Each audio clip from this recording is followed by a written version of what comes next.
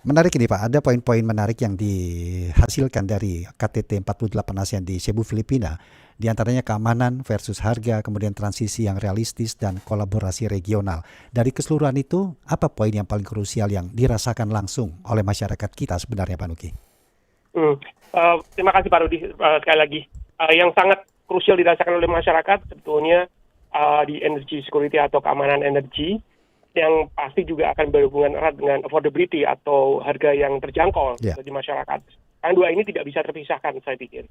Oke, seberapa mendesak memang posisi kita, terutama juga di ASEAN, menghadapi ancaman kenaikan harga minyak dunia Pak? Posisi Indonesia sangat strategis, Mas Rudi, karena Ya. kita termasuk negara yang paling besar dan secara ekonomi dan juga secara konsumsi energi, termasuk juga supply yang kita miliki untuk negara kita sendiri juga cukup besar dan paling besar di Asia Tenggara. Jadi posisi kita sangat strategis dan saya pikir kita bisa berkontribusi lebih lagi untuk regional cooperation atau Oke. international interconnectivity. Ya, regional cooperation atau kerjasama secara regional. Kenapa? Atau Betul. bagaimana memastikan bahwa energi, ya secara mudahnya lampu tetap nyala, mesin pabrik tetap berputar tanpa membuat rakyat ini menjadi sulit karena kenaikan harga energi dunia. Kerjasama seperti apa yang diharapkan ini Pak? Sebetulnya secara platform kerjasama inisiasi di negara Asia Tenggara sudah cukup baik ya. Banyak sekali inisiatif-inisiatif yang dilontarkan oleh pemimpin-pemimpin negara Asia Tenggara. Hanya saja implementasinya memang kurang applicable dengan baik ya.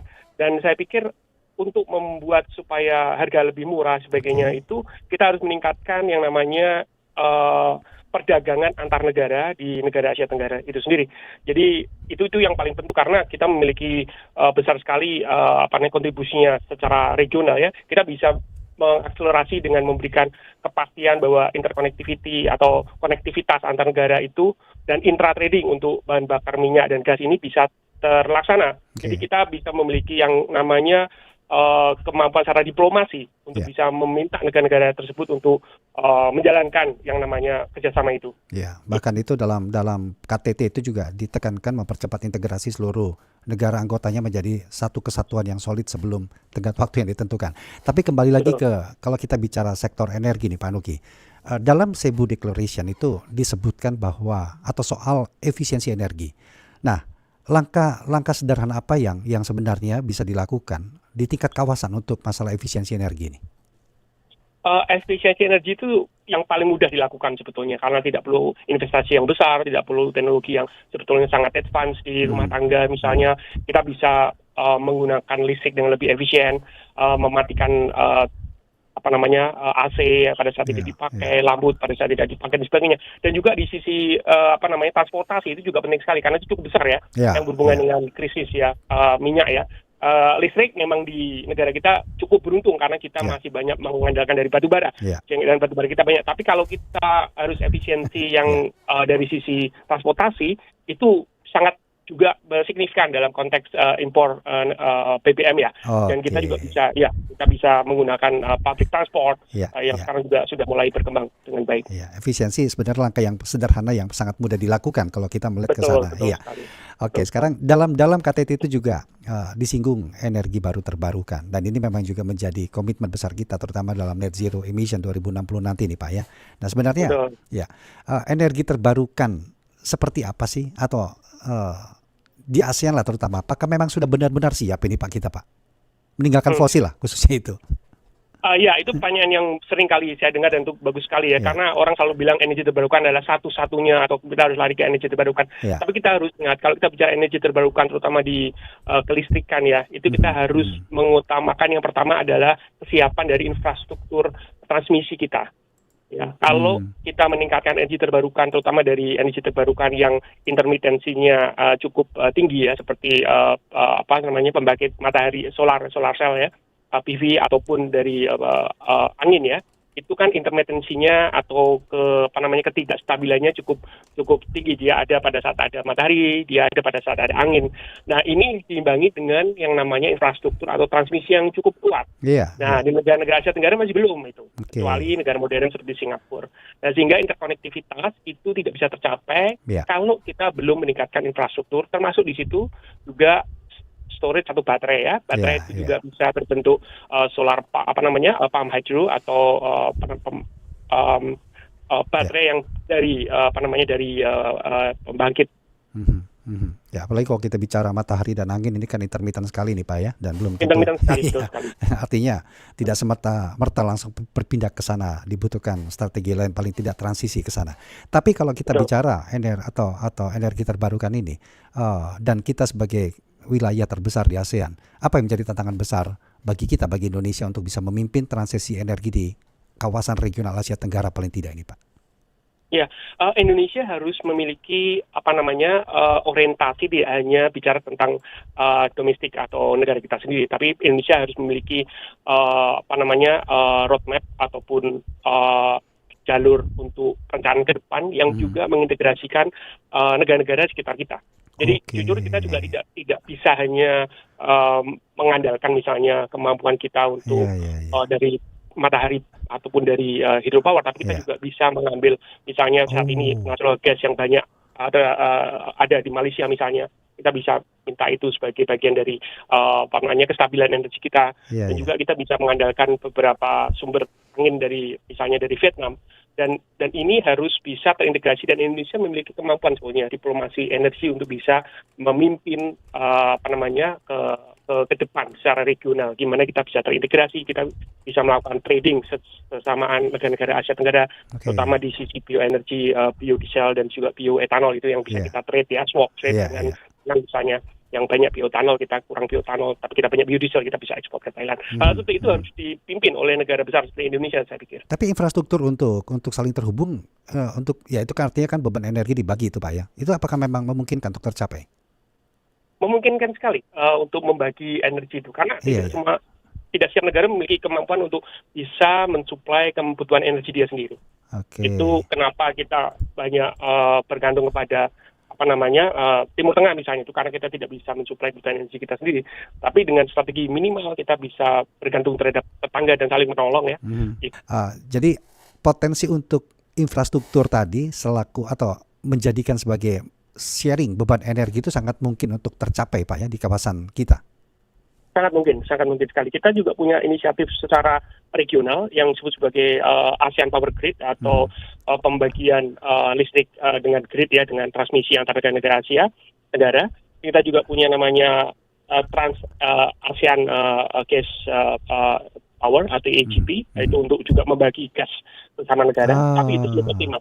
Artinya itu salah satu langkah untuk mengurangi ketergantungan fosil juga ya Pak ya, bisa ya itu ya, sumber-sumber lain ya?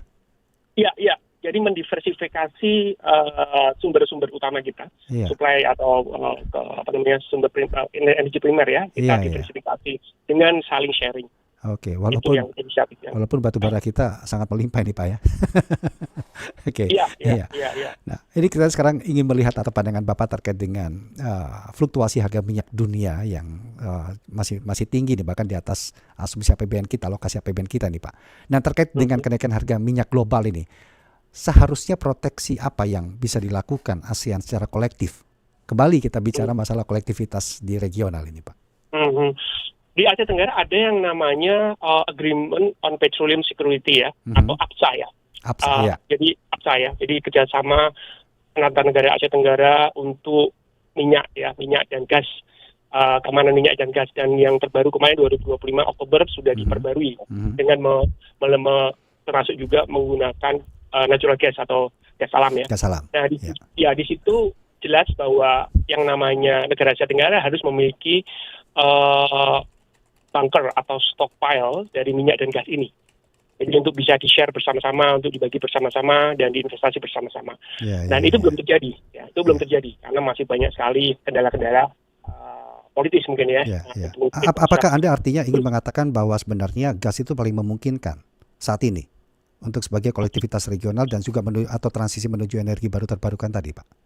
Atau bagaimana? Iya, keduanya, minyak dan gas. Minyak dan gas. APSA ini semua ya, minyak dan gas itu harus punya stockpile atau storage ya yang ada di Asia Tenggara, ataupun kita bisa meminjam storage tapi kita bisa kolektif di negara-negara produsen minyak dan gas ya, kita bisa kolektif, nanti kita minta untuk jangka panjang, nanti kalau ada krisis tolong dong kita minta stok sekian untuk bisa dikirim ke Asia Tenggara supaya kita bisa survive dari volatility harga minyak di dunia misalnya. Nah, hal seperti itu secara konsep, secara inisiatif ada di bawah APSA yang harus kita. Nah, kebetulan institusi kami diminta untuk melakukan studi lebih dalam lagi di announcement kemarin. Ya. Tapi kalau kita bicara gas sendiri aja dalam negeri kebutuhannya juga masih import, walaupun memang kita masih ada komitmen ekspor ke negara-negara tertentu kan ini Pak. Jadi gimana ini? Iya betul sekali, memang kita secara kebutuhan produksi lebih rendah dibandingkan dengan konsumsi ya, sehingga kita masih impor ya. Terutama minyak sejak tahun 2000. Nah, cuman kan kita memiliki sekali potensi untuk melakukan diversifikasi dari sisi gas ini dan juga minyak juga ya. Kita DME rencana juga mau pakai. Kita juga punya potensi biogas yang cukup besar, dan kita juga sudah melakukan kontrak dengan Amerika. Jadi krisis-krisis di beberapa koridor itu bisa diatasi dengan diversifikasi pembelian minyak dan gas sebetulnya. Kalau saran Anda bagaimana strategi-strategi di sektor energi di regional ASEAN ini betul-betul dirasakan juga oleh seluruh anggotanya, termasuk negara anggota yang masih berkembang, agar tidak tertinggal dalam urusan energi nih Pak Nuki? Ya, ini penting sekali Mas Rudi, karena salah satu orientasi dari negara Asia Tenggara selain tadi energy security juga affordability. Jadi itu hal yang selalu digaungkan dan selalu dibahas. Bagaimana energi itu tidak hanya cukup atau bisa bertahan selama beberapa hari ya, tapi juga murah. Nah, negara-negara berkembang seperti kita dan juga lebih berkembang lagi seperti Laos dan juga Kamboja itu membutuhkan sekali itu. Makanya kita berusaha sebisa mungkin bagaimana secara kolektif negara-negara Asia Tenggara ini itu bisa saling membantu, minimal dengan teknologi sharing ya dan capacity building ya, dan juga beberapa studi yang bisa mengangkat kemampuan mereka untuk bisa sejajar dengan kita, dan itu sudah banyak dilakukan secara regional. Tapi sebelum diciptakan teknologi sharing tadi, sebenarnya kalau kondisi terkini Pak, stok energi yang ada di gudang-gudang negara ASEAN gimana nih? Memang cukup sebelum kita nanti membagi atau sharing beban energi nih Pak? Nah, itu yang terjadi karena salah satu alasan kenapa tadi saya sampaikan APSA tadi agreement tadi tidak berjalan, karena memang secara kemampuan setiap negara itu belum cukup. Dari standar International Energy Agency IEA 90 hari untuk bisa memiliki oil stockpile di setiap negara, cuma Singapura yang bisa mencukupi kebutuhan standar itu. Jadi negara lain belum bisa. Sehingga kita seakan-akan tidak bisa melakukan sharing. Cuman itu kan harus bisa dibahas bersama. Itu kan bisa kita optimalkan bersama. Tapi Singapura membuka pintu untuk membantu negara tetangganya yang kekurangan, Pak. Gimana? Saya pikir kerja Asia Tenggara itu kan kolektif ya. Jadi tidak hanya satu negara yang bisa atau semuanya minta ke Singapura, tidak seperti itu. Jadi pada saat ada agreement ini, semua negara harus sanggup untuk bersama-sama. Kita bisa punya standar berapa hari. Mungkin tidak perlu 90 hari. Misalnya tadi 40 hari dengan stockpile tadi, yang sisanya 20 hari kita ambil dari negara lain ya dengan model tiket ya, tiketing kita beli, ataupun sisanya 5 hari kita secara komersial misalnya. Kombinasi-kombinasi seperti ini yang sedang kita godok dan kita mau sampaikan ke pemerintah di negara Asia Tenggara. Karena tidak harus standar 90 hari yang saya pikir pasti akan sangat mahal, tapi banyak sekali kombinasi-kombinasi yang cukup realistis dan cukup murah sebetulnya bisa dilakukan. Karena 90 hari belum tentu negara lain mencukupi untuk 1 bulan atau 30 hari Pak ya. Jadi harus berbagi di situ solidaritasnya ya. Iya betul. Tapi kalau Singapura kan orang yang negara yang tidak mampu gitu kan. Tapi kalau bicara Singapura kan sektor swastanya cukup berperan penting. Nah, Anda melihat bagaimana atau harapan Anda Pak Nuki keterlibatan sektor swasta ini untuk mendukung percepatan dari hasil KTT Cebu ini, terutama di sektor energi Pak? Dari agreement petroleum security ini itu sebetulnya berjalan dari voluntary dan commercial base. Ya, jadi dari willingness, dari keinginan dari setiap negara untuk saling membantu, dan jadi komersial, jadi dari sisi swasta yang digerakkan. Karena itu yang paling memungkinkan, tidak memiliki burden secara politik. Dan itu sudah disampaikan kemarin di Cebu juga untuk mengakselerasi itu secepat mungkin ya di deklarasinya. Dan saya pikir swasta adalah yang paling memungkinkan, dan sebetulnya sama ini juga seperti Pertamina dengan Petronas Malaysia itu sudah melakukan sharing mereka ya, kalau bisa membutuhkan sesuatu mereka bisa saling mencukupi atau bisa saling membantu. Tetapi ini harus secara konkret dilakukan secara regional dan oleh pemimpin negara itu harus dideklarasikan secara resmi dan diakselerasi, saya pikir. Ya, Pak Nuki, terakhir, kalau area diminta atau mengkaji berapa lama timeline yang dibutuhkan ASEAN untuk bisa benar-benar mandiri secara energi tanpa bergantung pada gejolak pasar global, Pak? Oh, itu pertanyaan bagus sekali. Dari analisa kita kemungkinan ada beberapa gradual ya, step ya, atau langkah-langkah ya. Yang pertama, kita harus realistis, tidak harus membuat stockpile di dalam region kita. Pertama, kita bisa mengandalkan stok sumber-sumber energi yang berada di negara-negara yang memiliki energi lebih, minyak dan gas yang lebih. Kita melakukan diplomasi kerjasama dengan mereka secara jangka panjang, ya, itu yang harus dilakukan pertama kali. Itu bisa 1 tahun, 2 tahun mungkin, tergantung dari diplomasi dari aset negara. Selanjutnya, kita berkembang ke perencanaan untuk regional stockpile, mungkin dengan melihat kemampuan dari setiap negara. Mana negara yang memiliki kemampuan secara swasta tadi, kita lihatnya swasta dulu. Karena bukan negara yang harus investasi dulu, karena itu akan beban keuangan negara itu. Keuangan negara. Jadi dari swasta itu kita identifikasi, itu bisa 3 tahun, 4 tahun. Selanjutnya baru kita bicara stockpile 5 tahun. Jadi 5 tahun lagi kalau memang ada krisis, semoga kalau ini berjalan dengan baik, langkah-langkah ini bisa dilakukan, ya mungkin kita akan bisa lebih lembam ya, lebih agile ya, atau lebih kuat dalam menghadapi krisis energi di masa depan. Iya. Pak Nuki Ardia Utama, terima kasih banyak Pak untuk waktunya sudah berbincang bersama dengan Pro 3 RRI di kesempatan pagi hari ini, Pak. Sehat selalu, Pak. Selamat pagi. Sama-sama, Mas Rudi. Terima kasih. Sama-sama, sehat selalu. Iya. Demikian tadi Direktur Economic Research Institute for Asian and East Asia atau ERIA, Nuki Ardia Utama, PhD. Wawancara Pro 3.